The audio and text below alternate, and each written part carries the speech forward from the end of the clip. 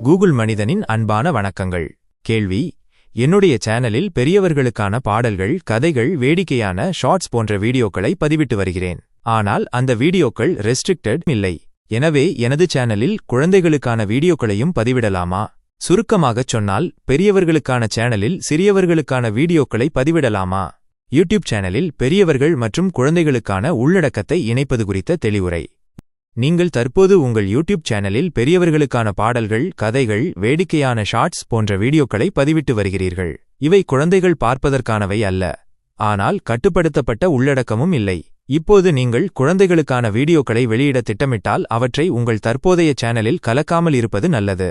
குழந்தைகளுக்கான உள்ளடக்கத்தை தனி சேனலில் வெளியிடுவது ஏன் சிறந்தது?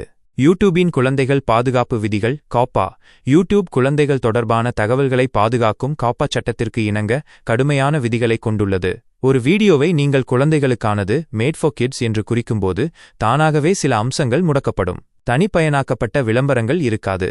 இது வருவாயை பாதிக்கும். கருத்துகள், காமெண்ட்ஸ் முடக்கப்படும். வீடியோவின் முடிவில் வரும் பரிந்துரை வீடியோக்கள் அல்லது கார்டுகள் இருக்காது. சந்தாதாரர்களுக்கு அறிவிப்பு மணி நோட்டிஃபிகேஷன் பெல் வேலை செய்யாது.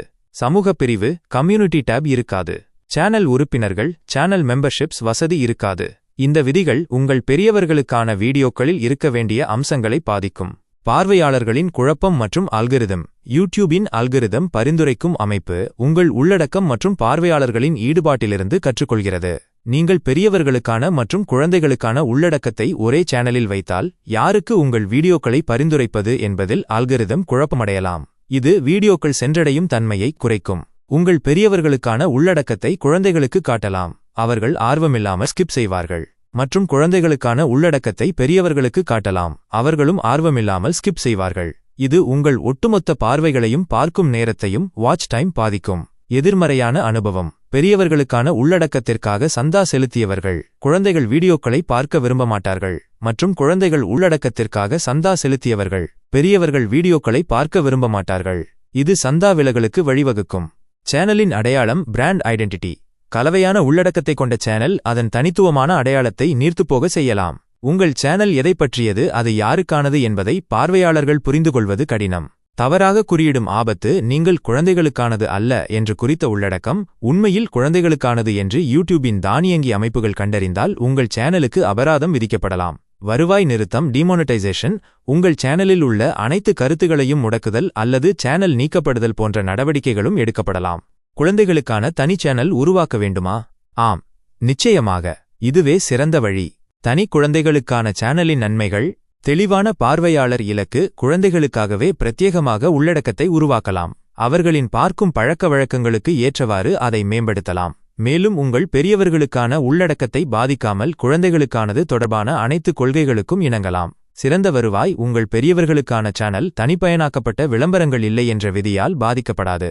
சிறந்த பார்க்கும் அனுபவம். பார்வையாளர்கள் ஒவ்வொரு சேனலிலிருந்தும் என்ன எதிர்பார்க்கலாம் என்பதை தெரிந்து கொள்வார்கள். இது அதிக ஈடுபாடு மற்றும் திருப்திக்கு வழிவகுக்கும். இணக்கம் மற்றும் பாதுகாப்பு. காப்பே தொடர்பான சிக்கல்களின் அபாயத்தை குறைக்கிறது. மேலும் குழந்தைகளுக்கு பாதுகாப்பான சூழலை உறுதி செய்கிறது. வளர்ச்சி வாய்ப்பு. ஒவ்வொரு சேனலும் அதன் சொந்த பிரத்யேக பார்வையாளர்களை வளர்க்க முடியும். இது ஒரே சேனலில் அனைவரையும் கவர முயற்சிப்பதை விட மிகவும் பயனுள்ளதாக இருக்கும். சுருக்கமாகச் சொன்னால், நீங்கள் குழந்தைகளுக்கான வீடியோக்களை உருவாக்க திட்டமிட்டால் அதற்கென ஒரு தனி யூடியூப் சேனலை உருவாக்குவதே மிகவும் அறிவுறுத்தப்படுகிறது. இது ஒரு தெளிவான பார்வையாளர்களை பராமரிக்கவும், யூடியூப் கொள்கைகளுக்கு இணங்கவும், பார்வைகளை அதிகரிக்கவும், உங்கள் பார்வையாளர்களுக்கு சிறந்த அனுபவத்தை வழங்கவும் உதவும். Made for kids setting. நீங்கள் குழந்தைகளுக்கான வீடியோக்களை பதிவிடும்போது ஒவ்வொரு வீடியோவிற்கும் ஆடியன்ஸ் செட்டிங்கில் yes it's made for kids என்பதை தவறாமல் தேர்ந்தெடுக்கவும். இது யூடியூப் விதிகளுக்கு இணங்க உதவும். மேலும் இதுபோன்ற கேள்விகளுக்கு தெளிவான விளக்கங்களைப் பெற கூகுள் மனிதன் சேனலை சப்ஸ்கிரைப் செய்து கொள்ளுங்கள். நன்றி.